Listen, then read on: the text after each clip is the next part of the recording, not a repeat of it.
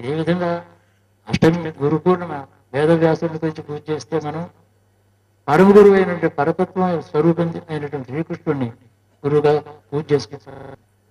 ఇతడి భక్తికి సులభుడు. వ్యాసుడు దీక్షకు తపస్సుకు గురు భక్తికి సులభుడు. అది వేద విజ్ఞానం అంతా మనకు అందించినటువంటి అతడు, ధర్మశాస్త్రంలో అవి కూడా మనకు అందించినటువంటి వేదవ్యాసుడు కృష్ణుడి యొక్క సమకాలీనుడు. ఇద్దరు ఒక కాలం నుండి ఈ భూమి మీద నడిచారు. అప్పటికి ఇప్పుడు మనం అనుకుంటూ ఉంటాం, కృష్ణా బేగనే బారో అంటే తొందరగా రమ్మని అడుగుతున్నాం, పాడుతున్నాం కదా, తొందరగా రమ్మడం ఎంతవరకు సమంజసము? అది మంచిదేనా? మనం దానికి ఆయన వచ్చి సిద్ధంగా ఉన్నామా, లేకపోతే ఆయన వచ్చి మన శిక్షించి రక్షించవలసిన స్థితికి అంతదాకా వెళ్ళామా? ఇన్ని ప్రశ్నలు వస్తాయి.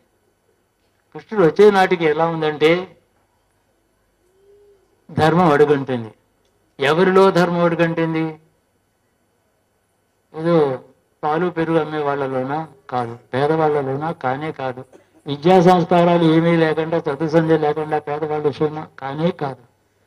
ధర్మం అడుగంటుంది ఎవరి దగ్గర? బ్రాహ్మణుల్లోనూ క్షత్రియుల్లో. అంటే అత్యున్నతమైనటువంటి స్థితి సమాజంలో ఉండి ఎంతో బాధ్యత కలిగి ధర్మాన్ని ఆచరించి బోధించి ధర్మాన్ని రక్షించవలసినటువంటి బాధ్యత కలిగిన వాళ్ళ దగ్గర ఎప్పుడే ధర్మం క్షీణించిందో అది ధర్మం క్షీణత అంటాం. లేకపోతే ఎవరో దొంగలు ఉన్నారు, జేబు దొంగలు ఉన్నారు, పేదవాళ్ళు ఉన్నారు, దారిద్ర్యం చేత పాపం చేసేవాడు ఉన్నారు. పాపం వల్ల దారిద్ర్యం వచ్చింది, దారిద్ర్యం వల్ల మళ్ళీ పాపం చేస్తున్నాడు. అలాంటి అజ్ఞానులు ఉన్నారు, అంధకారంలో ఉన్నారు. వాళ్ళని అధర్మం వీళ్ళలో ఉందని అనుకోకూడదు. వాళ్ళ సామాన్యులు. వాళ్ళని ఎప్పుడూ భగవంతుడు రక్షిస్తూనే ఉన్నాడు, రక్షిస్తూనే ఉన్నాడు. అందుకనే అధర్మంగా సంపాదించిన ధనం ఉంటే అలాంటి వాళ్ళ పాలవుతుంది. వాళ్ళ మీద రక్షణ ఆయనకి భగవంతుడికి. ఈ సొమ్ము వీళ్ళకి చెందింది కాదు, వాళ్ళది. కానీ అందుకని తస్కరాణం పదయే నమో నమః, దొంగలకు నీవే నాయకుడివి అని చెప్తోంది. భగవంతుడు దొంగల నాయకుడు అయితే అధర్మం చేస్తాడు, అన్యాయంగా ఎవరైనా దోచుకుంటాడా? న్యాయంగా దోచుకుంటాడు. అంతే కదా భగవంతుడి స్వరూపం. ఈ విధంగా భగవంతుడికి గుణాలు అర్థం చేసుకునేటట్టయితే మనకి ఇప్పుడు ప్రపంచంలో మనం అనుభవిస్తున్నవన్నీ కూడా అన్నీ కరెక్టే. ఇది అది పోవడం కరెక్టే, ఇది దొంగతనం కరెక్టే, వీడికి నష్టపోవడం కరెక్టే, వాడు కష్టపడడం కరెక్టే, వీడికి అన్ని అష్ట కష్టాలు వాడు వచ్చాయి, అది కూడా కరెక్టే. అంటే సవ్యమైన దృష్టితో అన్ని కొన్ని అర్థమవుతాయి. అలాగని చెప్పి సానుభూతి లేకుండా నిర్దాక్షిణ్యంగా ఉండమని కాదు, దాని వెనకాల ఒక సత్యం ఉందని తెలుస్తుంది. ఇది భగవంతుడి యొక్క స్వభావం. అట్టి స్థితికి ఎప్పుడు వచ్చాడంటే ఆయన ద్రోణాచార్యుడు, కృపాచార్యుడు, అశ్వత్థామ, శస్త్రవేత్తలు, బ్రహ్మాస్త్రం కూడా సంధించగలిగి లోకాన్ని కాల్చగలిగిన అస్త్ర విద్యలు ఉన్నాయి. అటువంటి అస్త్ర విద్యలు సంపాదించాలంటే చాలా తపస్సు ఉండాలి. అటువంటి తపస్సులు చేశారు. అటువంటి తపస్సులు ఫలం ఇవ్వాలంటే బ్రహ్మచర్య దీక్ష మొదలైన ఎన్నో ఉన్నాయి. చాలా గొప్ప గుణములు ఉన్నాయి వాళ్ళలో. గొప్ప డిసిప్లిన్, గొప్ప తపోము అన్నీ ఉన్నాయి వాళ్ళ దగ్గర.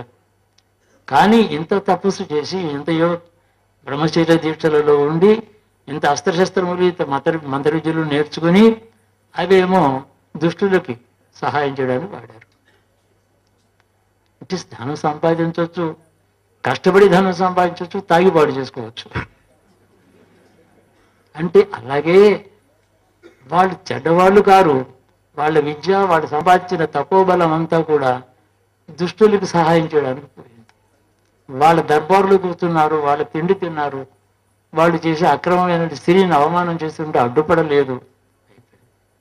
అలాగే ఆ వంశంలో చంద్రవంశం అయి, అందులో చివరికి యదు వంశం, ఇంకా పూర్వం నుంచి ఉండేటటువంటి చాలా ప్రసిద్ధమైన సూర్యవంశం ఉన్నారు, చంద్రవంశరాజులు ఉన్నారు. అందరూ భీష్ముడు పుట్టాడు. భీష్ముడు మహాజ్ఞాని, లోకాల్లో అన్నీ తెలిసినవాడు, శాపగ్రస్తుడై భూమికి పుట్టినవాడు, అష్టవసువుల్లో ఒకడైన వాడు. భూమికి పుట్టి 185 సంవత్సరాలు బతికాడు.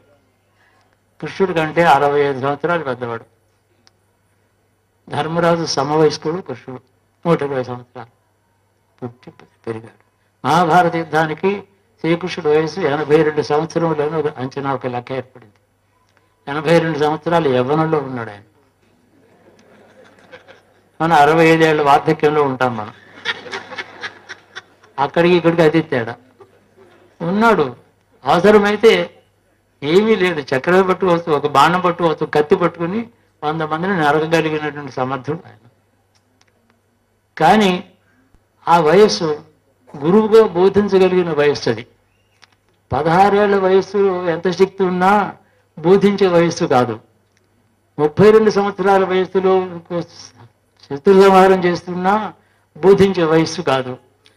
దుష్ట రాక్షసుల్ని సంహారం చేయిస్తూ ఉన్న కాలంలో కూడా ధర్మరక్షకుడుగా దుష్ట శిక్షకుడుగానే పనిచేస్తున్న కాలంలో బోధించే గురువు తత్వం లేదు అతడికి. ఆ పనులన్నీ అయిపోయినాయి. 8 దశాబ్దములు గడిచిపోయినాయి. ప్రస్తుతం రెస్ట్ తీసుకుంటున్నాడు ద్వారకలో. యుద్ధాన్నేమో నడిపిస్తున్నాడు దూరం నుంచి, భావన చేత నడిపిస్తున్నాడు. నోటితో కానీ చేతితో కానీ బోధలో కానీ నాయనా వద్దు, అందరూ చచ్చిపోతారు, యుద్ధం మంచిది కాదని బోధ చేస్తూనే ఉన్నాడు. ఈ బోధ ఏమో మనుషుడిగా చేస్తున్నాడు, ఈశ్వరుడిగా లోకాన్ని నడిపిస్తున్నాడు. 2 పాత్రలు ఏమీ లేదు ఇందులో. ఒకటి అబద్ధం, ఒకటి నిజం కాదు. శిక్షించేటప్పుడు కూడా నువ్వేమైనా చెప్పుకోవాలా అని అడుగుతాడు జడ్జి.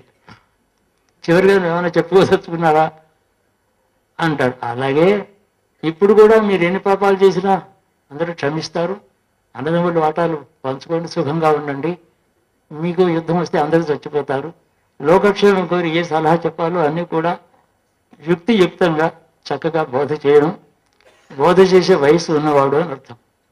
అందుకని ఆయన జగద్గురువు అయ్యాడు. అప్పుడు ఎప్పుడు జగద్గురువు అయినాడు? గీతా బోధ చేత.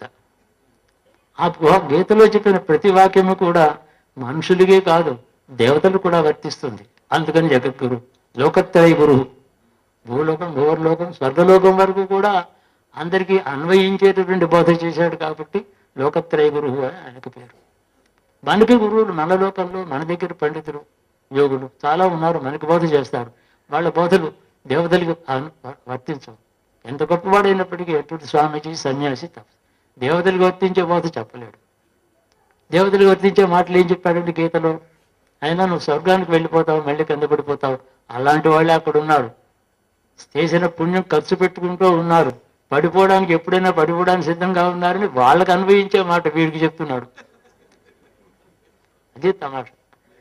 అర్జునుడు చెప్తున్నాడు కానీ స్వర్గం యొక్క నిర్ణయం చేశాడు, స్వర్గం యొక్క స్వభావం చెప్తున్నాడు. అది జగద్గురు బోధ అతడికి.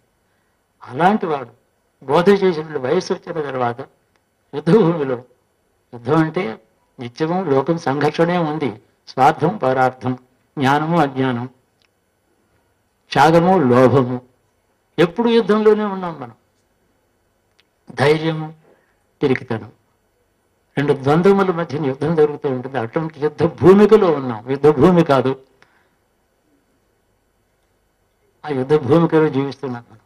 ఆ భూమికలో ఉండడానికి మన కర్మఫలం, మన విద్యలు, అజ్ఞానం అన్నీ కలిపి ఇలా పుట్టాం కాబట్టి మనకి అతడు బోధించిన బోధ దేవతలు కూడా తల వంచి తల ఒప్పి వింటున్నారు బోధ. అతనికి చెప్తున్నాడు కానీ మనకు కూడా అన్వయిస్తానని వాళ్ళకి తెలుసు. అందుకని జగత్రయ గురువు అతడు. ఆ బోధ మనకు అన్వయిస్తుంది. ఊర్ధలోకాలు, ఉత్తరలోకాలు, ఉత్తర దిశ నుండి భూర్లోకం, స్వర్గలోకం, అక్కడ ఎవరెవరైతే ఉన్న గంధర్వులు, విద్యాధరులు ఎందరో ఉన్నారు. పుణ్యం చేసి భూమి నుంచి అక్కడికి వెళ్ళిన వాళ్ళే. అవన్నీ కూడా భూలోకం ఎక్స్టెన్షన్స్ అవి. స్వర్గం కూడా అది గుర్తుపెట్టుకోండి. స్వర్గంలో దేవతలు ఎప్పుడు శాశ్వతంగా ఉండేవాళ్ళు కొందరున్నారు. అగ్ని, వైశ్వానరుడు, ఇంద్రుడు, వరుణుడు, వాళ్ళు యముడు అలా ఉండగా అక్కడ ఉండే పాపులేషన్ అంతా ఇక్కడి నుంచి వెళ్ళిన వాళ్ళు. దాని పరిపాలకులు, స్వర్గాన్ని పరిపాలించేవారు దేవతలు, వెళ్ళిన వాళ్ళు పుణ్యాత్ములు. చాలా క్లియర్గా ఉంది పురాణం, వేదంలో కూడా మంత్రులు చాలా క్లియర్గా చెప్తున్నాయి. అందుకని వాళ్ళకి వెళ్ళారు కానీ క్షీణ పుణ్య మధ్యలోకి వెళ్ళి మళ్ళీ కిందకు వచ్చేస్తావు, మళ్ళీ భూమికి రాకుండా ఉండే 2 ఉపాయాన్ని తెలుసుకోవడమే నీ కర్తవ్యం. స్వర్గానికి వెళ్ళడం కాదు, బ్రహ్మలోకానికి వెళ్ళినా సరిపోదు.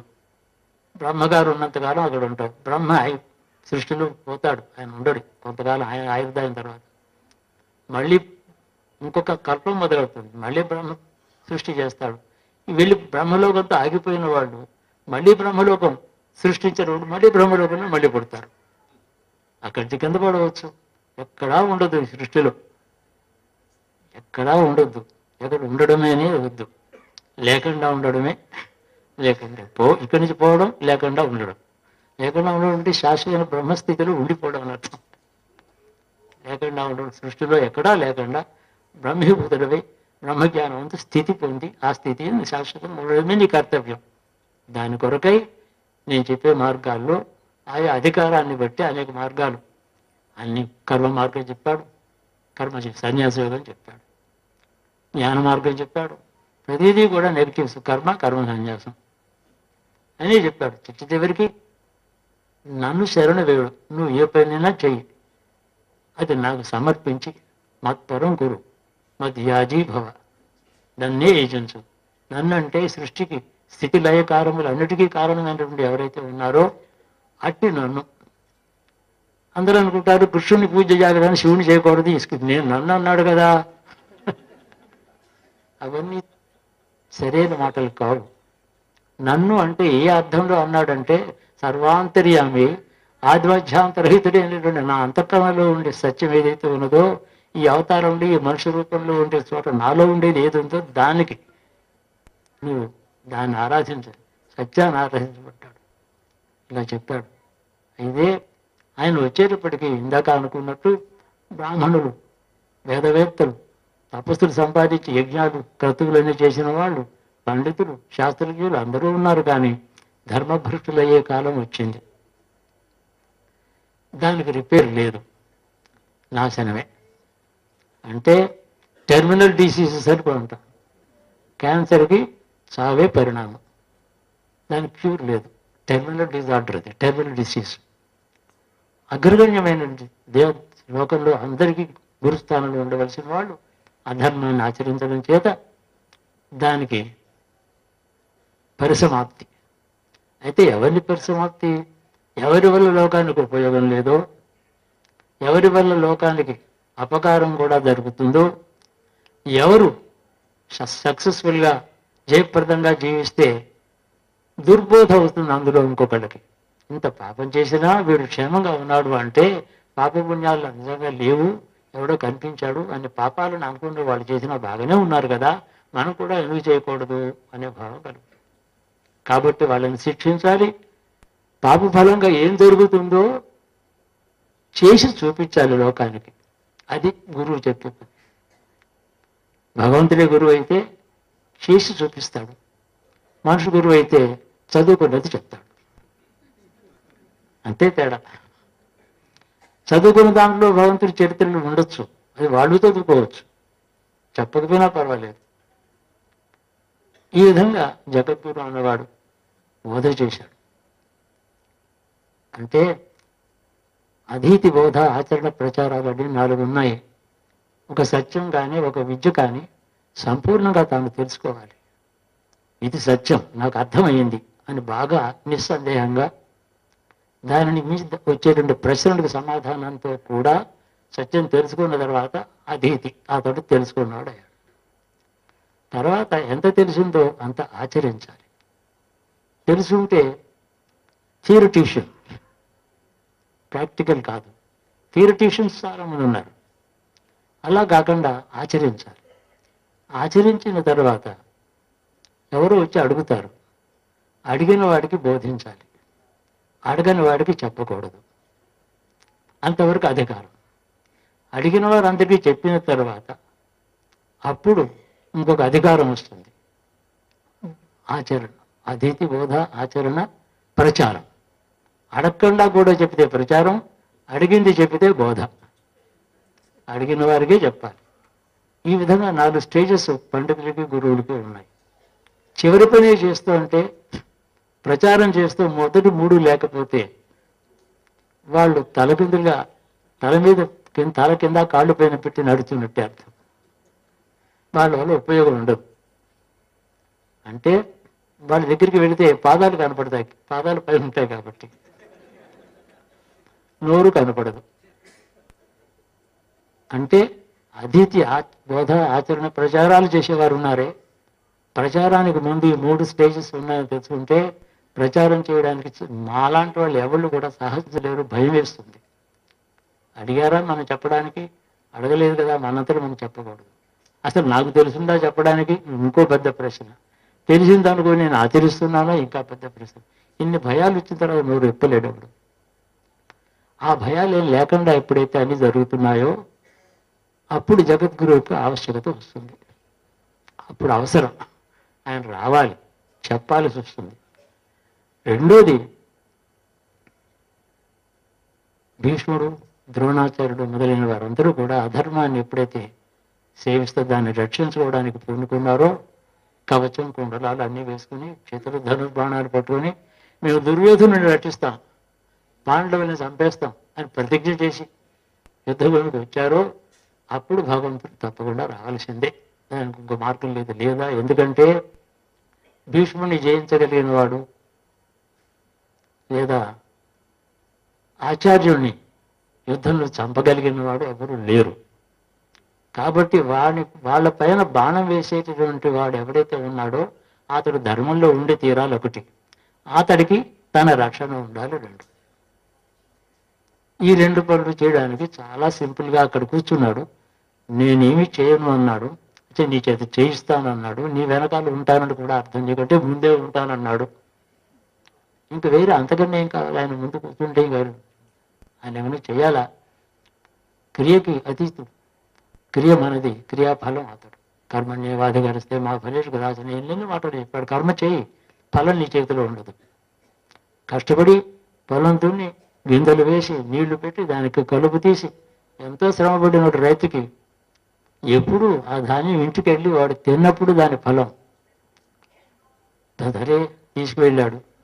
ఆ తర్వాత ధాన్యం ఇంటికి వెళ్ళాలని రూలే లేదు, మధ్యలో అమ్ముకుంటాడు. అమ్ముకున్న డబ్బు ఎవడో ఎత్తుకుపోతాడు. మెనీ స్లిప్ వీటి కప్ అండ్ లిప్ అంటామే. కాబట్టి అది ఎందుకంటే మరి ఎంత పని ఎందుకు చేయాలి? ఈ పని చేసి ఫలం దక్కకపోవడం చేత పూర్వ పాపం నశించింది. పుణ్యం ఉన్నప్పుడు పుణ్యం చేయకపోవడం చేత తన సొమ్ము తనకి దక్కకుండా పోయింది. అంటే ఇలాంటి ధర్మాలు అన్నీ కూడా అందరికీ తెలిసేటట్టు సూక్ష్మంగా చక్కగా వివరించి చెప్పాడు గీత. అటువంటి గీతాచార్యుడిని, అటువంటి జగద్గురువుని, అటువంటి భగవంతుని ప్రతిసారి మనం స్మరించాలి. మరి ఇప్పుడే రమ్మంటే వస్తాడా? అటువంటి భీష్మద్రోణులు ఏ విధంగా పాండవుల మీద చించి చండేస్తాం, వీడందరినీ చంపేస్తాం క్షణంలో, నా ప్రతాపం చూడు అని దుర్యోధనుడికి భుజం తట్టి అతనికి అభయాలు వరాలు అన్ని ఇస్తూ వీళ్ళని చంపుతామని రోజు రోజు ప్రతిజ్ఞ చేస్తూ రోజు ఫెయిల్ అయిపోతూ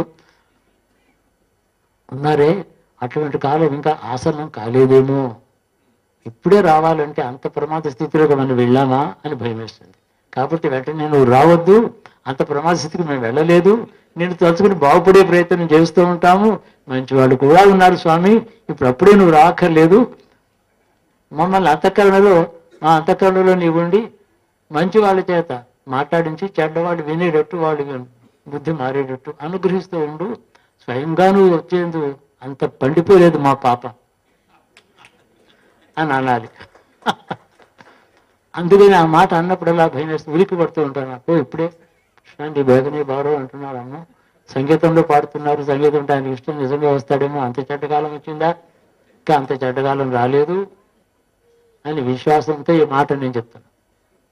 ఇప్పటికి కూడా అన్నీ కూడా ఎంత పాపం చేస్తున్నా, ఎన్ని తప్పులు చేస్తున్నా, ఎటువంటి ప్రభుత్వాలు, ఎటువంటి రాజకీయాలు, ఎటువంటి వ్యాపారాలు, ఎటువంటి స్వార్థపర అన్నీ అధర్మం ఉన్నప్పటికీ అధర్మం చూసి భయపడుతున్నాం అంటే అధర్మం చూసి భయపడే సంస్కారం మనలో ఉందన్నమాటే కదా. ఇది అధర్మం అని చెప్తున్నామంటే అధర్మాంతో ఏకీభవించకుండా ధర్మాన్ని ఆశ్రయించి ఇది అధర్మం అని చెప్పి బాధపడుతున్నామంటే ధర్మం ఉందన్నమాట. అది ఆయన అంతఃకరణలో అటువంటి ధర్మం ఎంతకాలం వెలుగుతూ ఉంటుందో అంతగా దూరం నుంచి రక్షిస్తూ ఉంటాడు. యుద్ధానికి ఒక్క మాట కాన్ఫ్లిక్ట్ అంటాం, అలాంటి కాన్ఫిగరేషన్ అంటాం. ఒకరినోళ్ళు ముఖాముఖి యుద్ధంలో దిగడం అనేది ఉంది, అది చివరిది, ఆఖరి దశ. ఆ దశ ఇంకా రాలేదు. తప్పకుండా మనకి రక్షణ ఉంటుంది. అందుకని నువ్వు వచ్చేటప్పుడు నువ్వు రావాలని మేరుకుంటాను. ఏంటంటే కాళ్ళు ముళ్ళు కూసుకుంటే అమ్మ నా ప్రాణం పోతుందని అరుస్తాడు. బాధ చిన్న బాధ కూడా తనకి చాలా బాధగా అనిపిస్తూ ఉంటుంది. ఇంకొకటి ఏమో క్యాన్సర్తో బాధపడుతూ ఉంటాడు. వాడిల్లా అంటం లేదు. అంటే అల్పబుద్ధి వల్ల, అల్పశక్తి వల్ల ఉన్నటువంటి అధర్మం చాలా ఎక్కువగా కనిపిస్తుంది. కానీ ధర్మం కూడా ఉంది. దీని వలనే మనం ఒక దీపం వెలుగుతూనే ఉంది కదా, అంతా ఆరిపోలేదు. ఎన్ని దీపాలను మళ్ళీ వెలిగించుకోవచ్చు. అటువంటి ఇంకా చరమదశ రాలేదు కాబట్టి ఎప్పుడో వచ్చేది పై శతాబ్దంలోనా, 100 ఏళ్లలోనా, 50 ఏళ్లలోనా, 200 సంవత్సరాలు మనకి తెలియదు. ఎంతకాలం అధర్మం ధర్మాన్ని శాసిస్తుందో, ధర్మం భయపడి తాను లొంగిపోతుందో అంతవరకు కూడా అతను రావాల్సిన ఆవశ్యకత ఉండదు. అక్కడి నుంచే గోలోకం నుంచే మనం రక్షిస్తాడు అనే భావంతో ఆ గురువుని, జగద్గురువుని తలుచుకొని యథాశక్తిగా ధర్మాచరణ చేస్తూ అధర్మాన్ని విమర్శిస్తూ దాన్ని దూరం పెట్టుకుని దాంతో ఏకీభవించక, ముఖస్తోత్రం చేయక అధర్మాన్ని, మహానుభావులు మీరున్నారు, మీరు ఉండబట్టే లోకం ఎలా ఉంది అంటే 2 అర్థాలు. అంటే లోపల వాడి మీద ఏం గౌరవం లేదు. అలాంటి ద్వంద్వార్థాలతో ముఖప్రీతి మాటలు చెడ్డవాళ్ళని స్తోత్రం చేసి బతికే ప్రయత్నం చేయక, నిర్మోగ మాటగా సత్యంగా చెప్పింది అధర్మం, ఇది నువ్వు చెప్పేది తప్పే, అధర్మమే, కాబట్టి నేను సపోర్ట్ చేయను అని చెప్పగలిగే ధైర్యం మనలో వస్తే, ఈ విధంగా మనలో పరివర్తన, అంతఃకరణలో శుద్ధి, వాక్కులో సత్యము ధర్మము ప్రాక్టీస్ చేసేటట్టయితే అందరికీ కూడా ఇంకా భవిష్యత్తు ఉంది. లేకపోతే అంతా అయిపోయింది, కాలం నేడు రేపు బలిగిపోతుంది అని అంటే మనం రేపటి నుంచి అసలు బ్యాంకులో డబ్బు దాచుకోకర్లేదు, ఏమీ అసలు స్వీకరించక్కర్లేదు, ఇల్లు కట్టుకోకర్లేదు, ఏ పని అన్నీ మానేసి ఉండాలి. అలా ఏం లేదు. మన పిల్లలు బాగుండాలి, మన మనవులు బాగుండాలి, మన బంధువులు, మన ఇంట్లో పశువులు, సంతానం, మిత్రులు, బంధువులు, స్నేహితులు అందరూ సుఖంగా ఉండాలని కోరుతూ ధర్మం చేత వీళ్ళు రక్షించబడాలి. వాళ్ళ హృదయాల్లో నా ధర్మంలో, నా హృదయంలో కూడా ధర్మం ఉండాలి అంటే ధర్మస్వరూపుడు మాలో వెలుగమని చెప్పి ఆయన అడగాలి. కానీ చప్పును వెంటనే రా అంటే అంత పండిపోలేదు పాపం అని నా మాట. కాబట్టి మనకి భవిష్యత్తు ఉందని చెప్పడంలో ఒక మాట చెప్తున్నా, త్వరలోనే మనం బాగుపడవచ్చు. ఇది భారతదేశం, లక్షలాది కోట్ల కొద్ది ప్రజలు గురువుల బోధలు వింటున్నారు, మనం చూస్తున్నాం. టీవీలో ఎంతో మంది గురువులు ఎన్నో బోధలు చేస్తున్నారు, ఎంత భక్తిగా వింటున్నారు లక్షలాది ప్రజలు. ఆ భక్తి అంతా వృధా పోయిందా? అంత భక్తి అంతమంది చెబుతూ ఉంటే ధర్మబోధ వినేటటువంటి ఈ దేశంలో పూర్తిగా ధర్మం అనకూడదు, ఎగ్జాజరేషన్ ఊరికాను అంటాం, ఊరికాను అబ్బాయి చాలా దేశం నాశనం అయిపోయింది, కళ్ళంతా వ్యాపించిపోయింది. ఈ మాటలు ఏంటంటే ఎగ్జాజరేషన్ ఉంటాయి, కానీ అది వాక్కుని ఎంత చెప్పినా అది పరమ సత్యం కాదు. అది ఇంకా ధర్మం ఉంది, ఆ ధర్మాన్ని రక్షిస్తుంది మనని. అధర్మానికి బలం తాత్కాలికంగా ఉంటుంది. కాళీమర్దనం చేశాడు, అంతవరకు వాడిని ఎవరు ముట్టుకున్నవాడు లేరు. వాడి విషప్రయోగంతో ఆ జలం, చెరువు అంతా విషమైపోయింది, గాలి నీరు విషమైపోయింది. అయినా కూడా వీడి చేతులు మనందరూ చచ్చిపోతామని అనుకున్నారు ప్రజలు. గోవులు కూడా ఆ ప్రాంతానికి వెళ్ళి ఆ గాలి తగిలి చచ్చిపోయాయి. వాళ్ళని పాదాలతో బేర్ఫుట్తో మర్దన చేసి వాడి పొగరు అణిచి అక్కడి నుంచి వెళ్ళగొట్టాడు. అది ఎక్స్ట్రీమ్ అని అనుకున్న కాలంలో కూడా పుట్టిన రోజు నుంచి తన కార్యక్రమం టైం వేస్ట్ చేయకుండా మొదలుపెట్టాడు. చంటి పిల్లవాడుగా ఉయ్యాల్లో పడుకొని పూతన ప్రాణం హరించాడు పాలు తాగుతూ. ఒకరోజు వేస్ట్ చేయలేదు. ఇంకా మెజారిటీ రాలేదు, ఇంకా నేను స్కూల్కి వెళ్ళాలి, చాలా ట్రైనింగ్ కావాలి, ఏ మాట అనలేదు. మనం అయితే ఆర్మీలో చేరాలి, ట్రైనింగ్ కావాలి, కమిషన్ కావాలి, ఇవన్నీ ఏమీ లేదు. అసలు పుట్టగానే మొదలుపెట్టాడు కార్యక్రమం. గోవుల్లో ఆవు రూపంలో వచ్చాడు ఒక రాక్షసుడు, శకటాసుడు వచ్చాడు. పుట్టినప్పుడు చిన్నప్పుడు ఆడుకుంటూ పాడుకుంటూ మనం అనుకుంటాం, కానీ దాని గురించి తాను సంపూర్ణంగా తెలియని వాడైతే పూతన ప్రాణం హరించగలడా ఎవడైనా? అక్కడి నుంచి తన కార్యక్రమం ఒక రోజు వేస్ట్ కాకుండా 120 సంవత్సరాలు, 80వ సంవత్సరం వరకు అన్ని పూర్తి చేసుకున్నాడు, కూర్చున్నాడు. చివరి అధ్యాయం తన జీవితంలో మహాభారతం. 5102 సంవత్సరాలు అయిపోయింది. ఆయన మనం మరవలేదు. రాముని పూజ చేస్తున్నాం, శివారాధన చేసుకుంటున్నాం, ధర్మబోధలు వింటున్నాం, ఇవన్నీ కూడా మనం రక్షించగలిగినవే. ఇంతమంది గురువులు చెప్తున్నాను, ధర్మబోధ వింటున్నాం కాబట్టి యథాశక్తిగా అదో వారు చేసినట్టు 10 మంది 10 గోవుల్ని రక్షిస్తే అదొక పుణ్యం, ఆయన సంతోషం. అంటే ఎప్పుడు కూడా చేతనైనంత చేయాలి, ఎంత శక్తి ఉంటే అంత చేయాలి. చేయవలసింది ఎవరు సంపూర్ణంగా ఏ వ్యక్తి చేయలేడు. తన శక్తి తన పరిమాణం, ఎంత శక్తి ఉంటే అంత. అయితే ఎంత శక్తి ఉంటే అంత చేస్తేనే యథాశక్తి అనాలి. శక్తి ఎంత ఉంటే అంత చేస్తున్నానా అని ప్రశ్న వేసుకుంటే, ఇంత శక్తి ఉండి ఈ కాస్తే చేస్తున్నానంటే యథాశక్తి అని అనకూడదు, తప్పు అవుతుంది. 1 కోటి రూపాయలు ఊరికే ఉంది ఇంట్లో, 10 లక్షలు దానం చేయగలడు. ఎవరికో 1 లక్ష ఇచ్చి యథాశక్తిగా ఇచ్చాను సంతోషించడం చాలా తప్పు. ఇవ్వగలిగింది 50 లక్షలు ఇవ్వగలడు, 1 లక్ష యథాశక్తి అంటున్నాడు. కాబట్టి ఇచ్చిన దాని ఫలం కంటే దోషం వస్తుంది, అబద్ధం చెప్పినట్టు అవుతుంది. అందుకని యథాబుద్ధి అనాలి. ఎంత బుద్ధి పుట్టిందో అంతే సరిపోతుంది, పాపం లేదు. అంటే అయ్యా చాలా ఇవ్వగలను కానీ లోపల లోపత్వం ఉంది, నన్ను ఏం చేయమంటారు, ఇంతే బుద్ధి పుట్టింది మీరేం అనుకోకండి అంటే ఏం అనుకోడు అవతలవాడు. ఇలాగా బుద్ధికి ఎంత పరిమాణం ఉందో అంతా మనం యథాశక్తిగా శక్తిని అనకుండా శక్తి పక్కన పెట్టి బుద్ధి ముందరికి తీసుకొచ్చి అంతే పుణ్యం చేసి వారు చెప్తే క్షమిస్తాడు, ఆదరిస్తాడు శ్రీకృష్ణుడు. ఇది మనకి కర్తవ్యం. పాశ్చాత్య దేశాల్లో కూడా ఈనాడు యూరప్లో, జర్మనీలో గీతాధ్యాయం, గీతలు అన్యాధ్యాయాలు చెప్పుకుంటున్న వాళ్ళు ఉన్నారు. భగవద్గీత చదువుకుంటున్న వాళ్ళు చాలామంది ఉన్నారు. ప్రత్యేక సమాజమే ఉంది బెర్లిన్లో, గీతా ప్రచార సమితి ఇక్కడ ఉంటుంది, అక్కడ ఉంది. చాలా శ్రద్ధతో భక్తితో వింటున్నారు. అమెరికాలో యూనివర్సిటీస్లో చదువుకుంటున్న వాళ్ళు ఉన్నారు ఇతరులు. కాబట్టి ధర్మం ఉంది, జిజ్ఞాస, ధర్మవతి గౌరవం, ధర్మం ఇచ్చ అన్నీ ఉన్నాయి. అధర్మాన్ని ప్రేమించడం లేదు ఎవడు. ఆచరిస్తున్నాడు ఒకడు, భయపడుతున్నాడు ఒకడు, ఖండిస్తున్నాడు ఒకడు. అందరూ దాన్ని మెచ్చుకునేవాడు వెనకాల వెళ్ళటం లేదు. ఆ కాలంలో వీళ్ళ వెనకాల రాజు ఉన్నాడు, రాజు వెనకాల వీళ్ళున్నారు. అక్కడికి ఇక్కడికి తేడా. దేశాన్ని పరిపాలించి ప్రభు దుర్మార్గుడైనాడు, వాడిని ఎదురు చెప్పేవాళ్ళు లేరు. వాడి దగ్గర బలవంతులైన ఈ బ్రాహ్మణ క్షత్రులు వీళ్ళు ఉన్నారు. అట్టి స్థితి రాలేదు.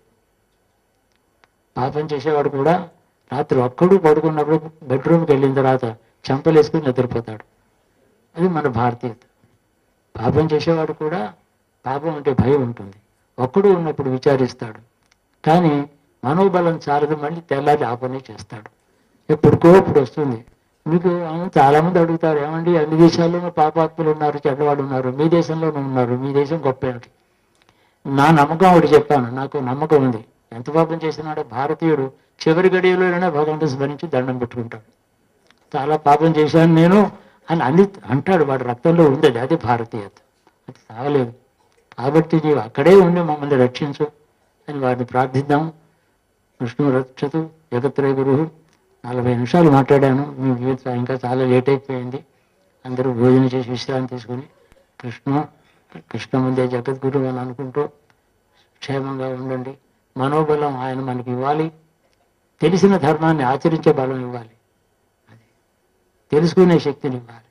పెద్దలందరూ కూడా విద్యార్థులు, చిన్నపిల్లలు, స్కూళ్ళలో ఉండేవాళ్ళు, కాలేజీలో ఉండేవారు, విద్యార్థులు, మరి వాళ్ళకి విద్య చెప్పేటువంటి పెద్దలు అందరినీ శ్రీకృష్ణుడు రక్షించాలి.